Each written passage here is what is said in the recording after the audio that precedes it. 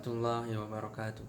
Saya Muhammad Alif Haziq bin Isnin daripada Diploma Syariah Islamiah Kolej Islam Johor Marsa. Baiklah, pada hari ini saya akan menerangkan tentang tajuk pendidikan undang-undang. Ini di bawah tajuk Peguam Bela dan Peguam Bicara. Siapakah Peguam Bela? Apa yang dimaksudkan dengan Peguam Bela ini? Okey. Peguam. Okey, baiklah.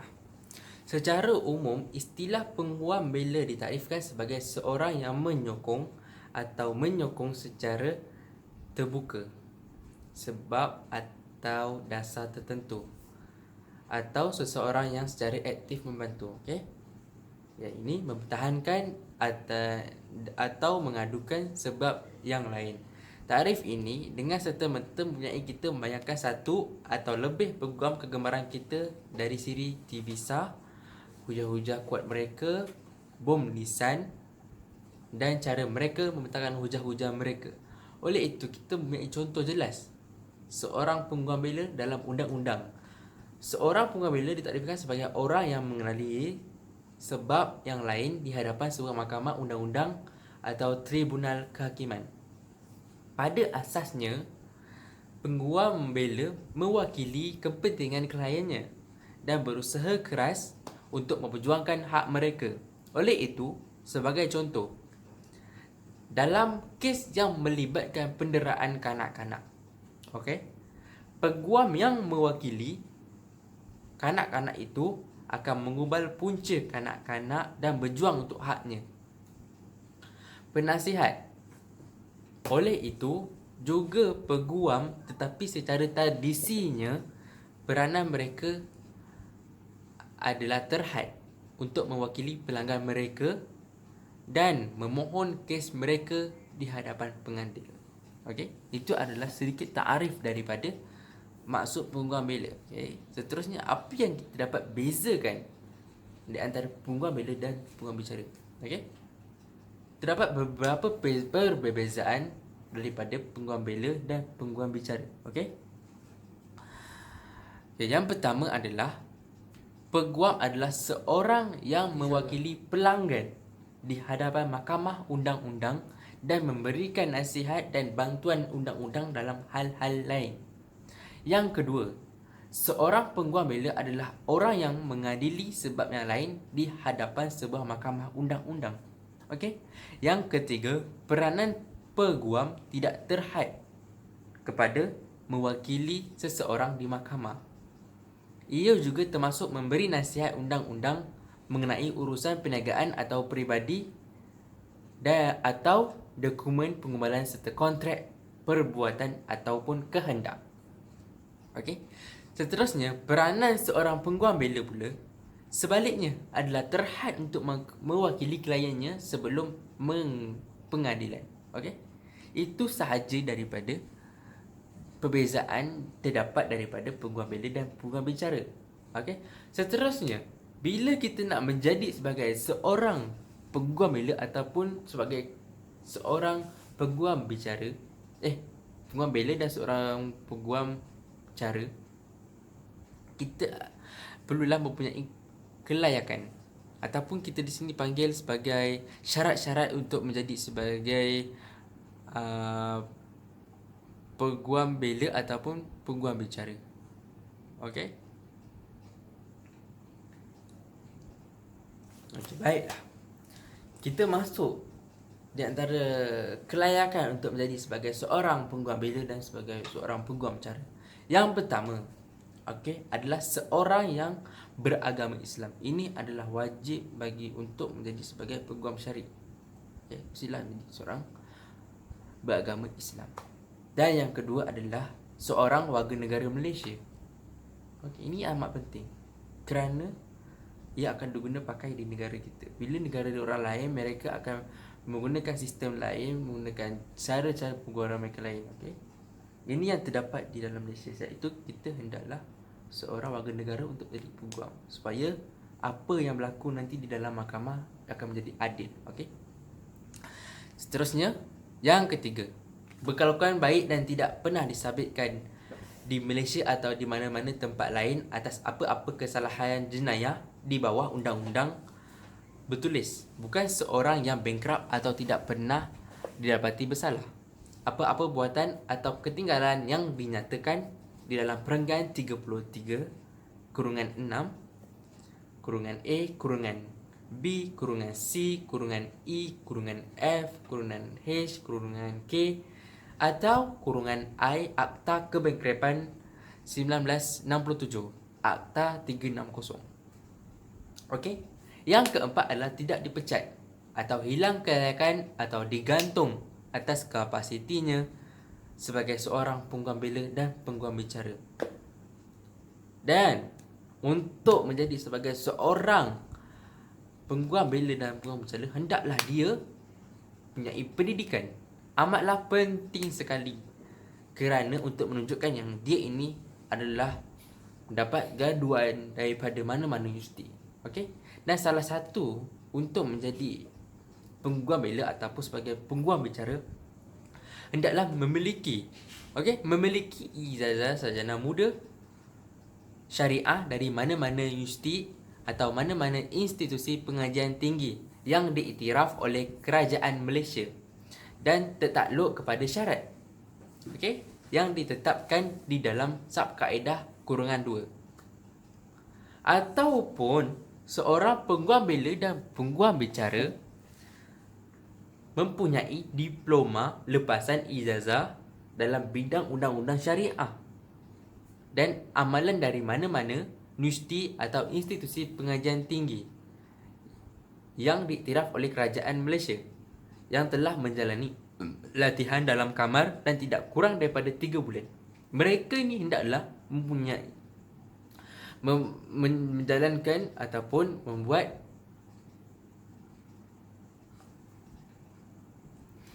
mereka hendaklah praktikal selama 3 bulan untuk dan jadi pengguam bela dan pengguam bicara apa yang telah dinyatakan dan telah lulus telah lulus ujian bertulis dan temu duga atau kedua-duanya sekali sebagaimana ditetapkan oleh jawatan kuasa. Syarat-syarat ni perlulah cukup untuk menjadi sebagai pengguam bela dan pengguam bicara. Okey. Dan semasa untuk penerimaan masuk sebagai pengguam syar'i di bawah Sub Perenggan kurungan 1 kurungan I kurungan I hendaklah tertakluk kepada syarat berikut. Okey. Jika seseorang itu memiliki ijazah sarjana muda syariah dari mana-mana institusi pengajian tinggi yang diiktiraf oleh kerajaan Malaysia selain daripada Universiti Islam Antarabangsa Malaysia, dia hendaklah juga memiliki diploma undang-undang pentadbiran kehakiman Islam daripada Universiti Islam Antarabangsa ataupun mana-mana diploma lepasan ijazah yang setaraf dan diiktiraf oleh kerajaan Malaysia dan telah tamat latihan dalam kamar selama 9 bulan di mana-mana firma guaman syar'i. Okey. Dia hendaklah menjadi ataupun praktikal selama 9 bulan di dalam sebuah mahkamah. Okey. Untuk mereka supaya lebih yakin dan lebih nampak keyakinan dalam menyelesaikan suatu masalah. Okey.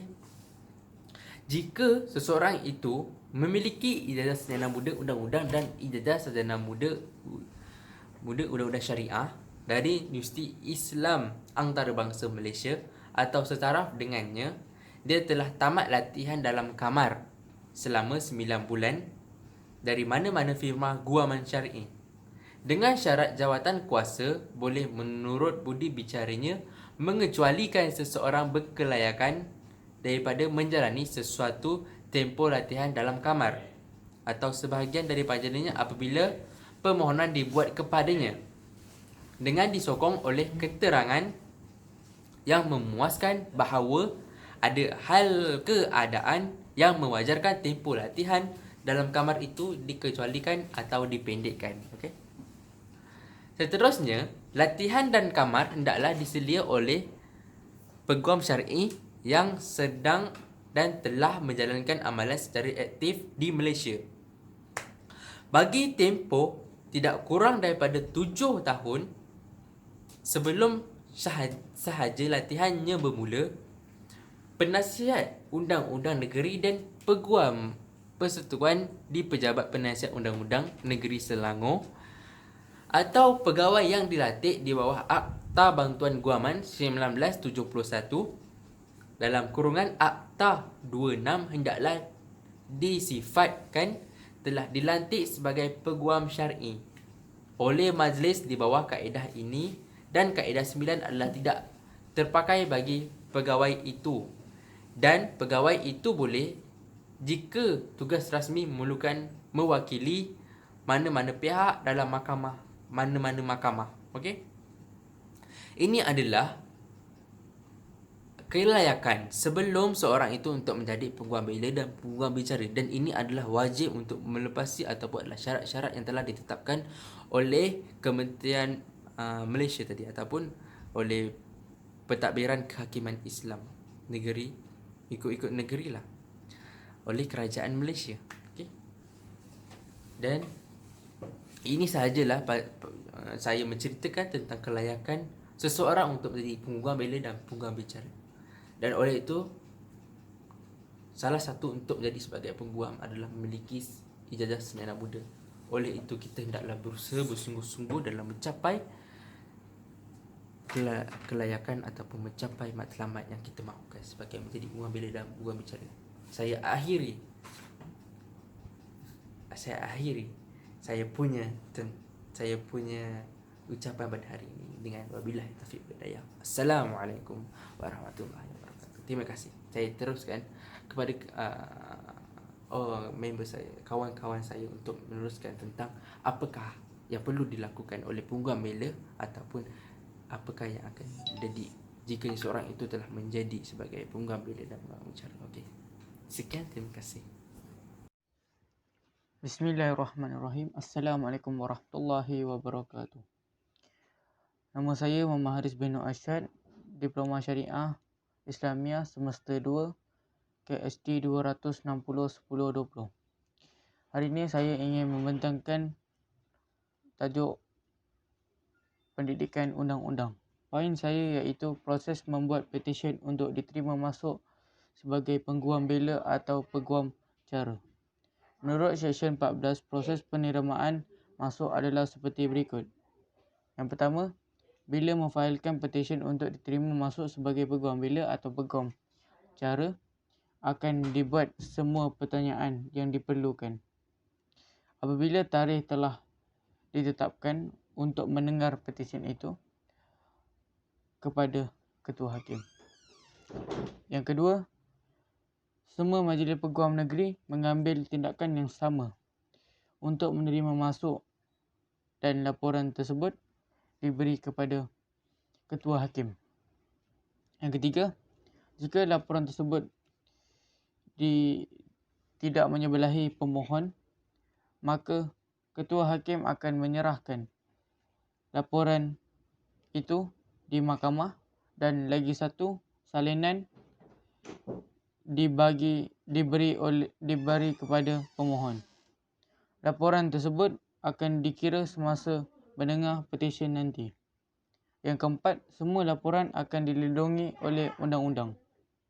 Seksyen 15 menyatakan bahawa kepada semua orang yang bercadang untuk memohon masuk sebagai peguam bela atau peguam cara, pemohon tersebut mesti membuat melalui petisyen kepada mahkamah oleh afidavit. Setiap pemohon hendaklah tidak kurang dari 14 hari dari tempoh petisyennya atau dalam tempoh yang lebih pendek yang dibenarkan oleh mahkamah. Memfailkan surat akaun bersumpah yang menunjukkan, yang pertama, salinan sebenar keterangan yang menunjukkan dia adalah seorang yang layak. Yang kedua, 2 sijil berkelakuan baik. Yang ketiga, sijil dari masternya yang menunjukkan bukti dia telah lulus latihan tersebut. Yang keempat, mana-mana sijil dari setiap lembaga yang dia telah menjalani kursus dan lulus peperiksaan. Yang kelima, kerani berartikel. Yang keenam, salinan sah menunjukkan dia adalah rakyat Malaysia. Yang ketujuh, salinan sah lulus dalam pelajaran bahasa Malaysia. Kesimpulannya ialah, jika kita ingin menjadi seorang peguam bela dan peguam cara, kita kena mematuhi seksyen-seksyen, iaitu seksyen 14 dan seksyen 15. Seksyen 14 mengatakan kita kena buat perjanjian dengan ketua hakim. Lepas tu seksyen yang 15 tu kena sediakan salinan apa yang dia nak. Macam keterangan sebagai seorang potential Yang kedua, berkelakuan yang baik. Kita kena tengok seksyen 15 tu, apa yang dikehendakinya. Okey. Tajuk saya seterusnya iaitu sijil tahunan. Tertakluk kepada seksyen 32 hingga 34. Majlis Peguam sebelumnya mengeluarkan sijil tahunan kepada peguam dalam masa 21 hari dari tarikh penerimaan pemohon.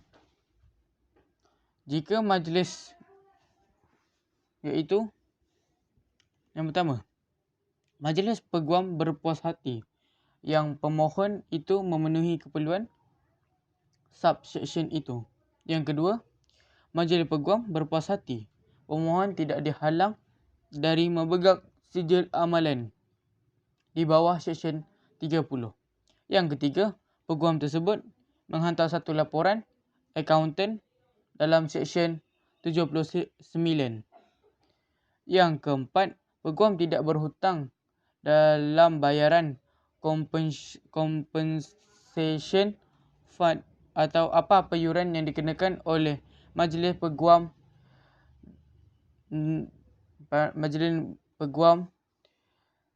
ataupun Majlis Peguam Negeri. Yang kelima, peguam bercadang beramal undang-undang di bawah nama yang diluluskan. Cara ni seperti dalam borang yang ditentukan dan dilampirkan dengan sijil yang ditentukan bawah seksyen 1D. Sekiranya maklumat palsu diberikan di bawah peruntukan ini, tindakan disiplin akan diambil. Sijil tahunan ini boleh dikeluarkan secara bersyarat, iaitu yang pertama, selepas 12 bulan dari tempoh masa diterima ataupun tidak mempunyai sijil amalan dalam tempoh tersebut. Yang kedua, mempunyai sijil amalan bersyarat dalam tempoh 3 tahun sebelumnya.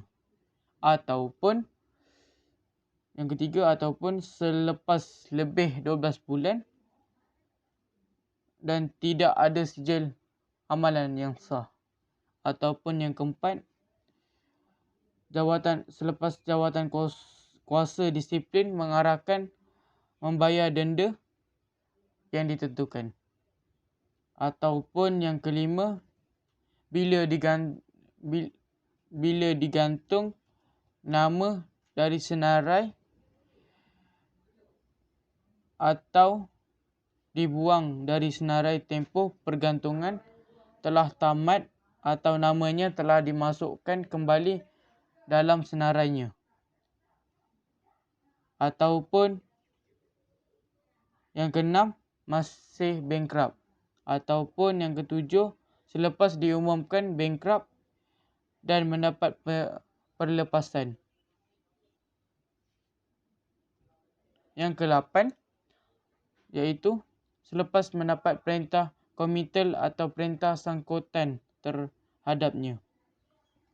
Menurut subseksyen 2, dalam mana-mana keadaan di mana pemohon hendaklah, kecuali hakim atau majlis peguam memerintah berlainan, menyerahkan kepada majlis peguam tidak kurang dari 4 minggu sebelum pemohon untuk sijil tahunan akan niatnya untuk memohon dan majlis peguam mempunyai budi bicara untuk yang pertama mengeluarkan sijil tahunan ataupun memberi tahu pemohon yang dia perlu memohon di bawah Seksyen 34. Pemohon di bawah Seksyen 34 jika peguam bela, peguam cara diminta memohon melalui seksyen ini atau tidak puas hati dengan keenggangan, kecualian atau kelewatan dalam mengeluarkan sijil tahunan kepadanya, maka dia boleh memohon kepada hakim melalui saman. Okey. Apa yang saya faham dalam sijil tahunan ni, dia kena tengok seksyen dia lah. Ni apa contoh mengeluarkan sijil tahunan ni kepada peguam dalam masa 21 hari. Subsection 2, kalau majlis peguam tu tidak puas hati, dia berpuas hati. Okey, sekian, terima kasih.